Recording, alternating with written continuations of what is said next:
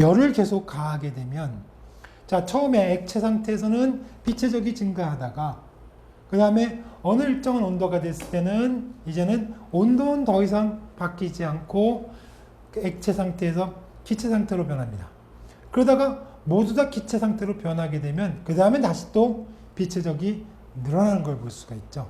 그래서 우리가 방금 봤던 것처럼, 자, 열을 아무리 가해도 상변화가 일어나지 않는 그러한 상태와 압력을 우리가 포화 온도와 포화 압력이라고 합니다. 즉, 포화 온도라고 하는 것은 주어진 압력에서 증발이 일어나기 시작하는 온도를 포화 온도, 그리고 그때 그 압력을 주어진 온도에 대한 포화 압력이라고 합니다. 자, 이렇게 정의한 이유를 아시겠죠? 왜냐하면 포화 온도와 포화 압력이라고 하는 것은 두 개가 항상 연관이 되어 있다는 겁니다. 그러니까 주어진 압력에서 증발이 일어나는 온도가 포화 온도고, 그 압력에서의 주어진 온도를 우리가 포화 압력이라고 부른다는 겁니다.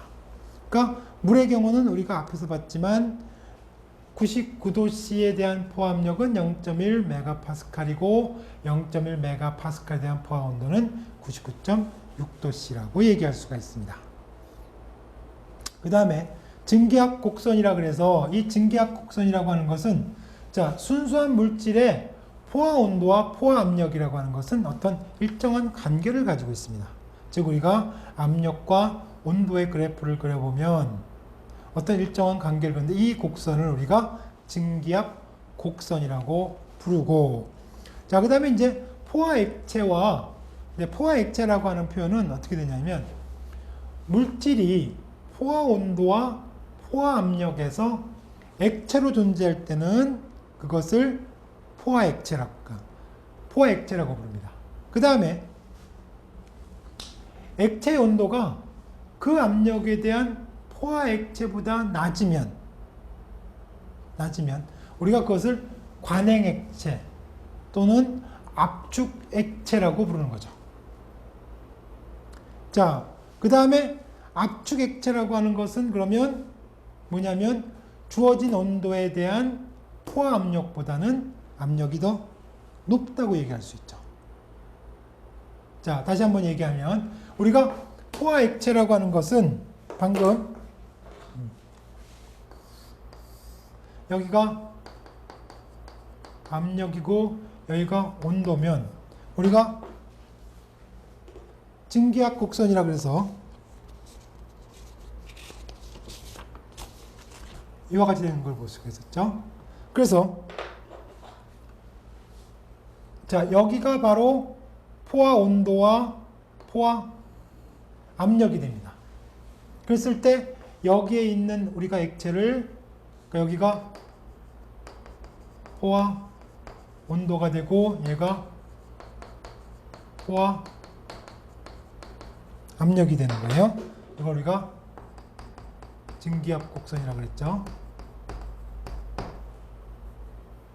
자, 온도가 요 포화 압력보다 더 낮다는 얘기는 바로 여기 있다는 얘기죠.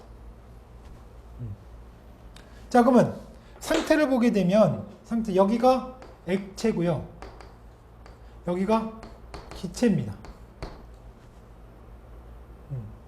자, 그러니까 액체의 온도가 요 압력에서의 온도보다 더 낮으면 액체는 액체인데 관행됐다는 거죠. 그죠? 그래서 압력에 대해서 온도가 낮다고 얘기할 때는 관행. 그 다음에 압력이 실제로는, 자, 이 온도에서의 포압력은 이거죠. 압력이 높다고 얘기할 때는 압축, 온도가 낮다고 얘기할 때는 관행. 그러니까 같은 표현인데 우리가 어느 관점에서 보냐는 거죠. 다시 한번 얘기하면, 자, 온도가 낮다고 얘기할 때는 관행, 압력이 높다고 얘기할 때는 압축, 액체라고 부르는 겁니다.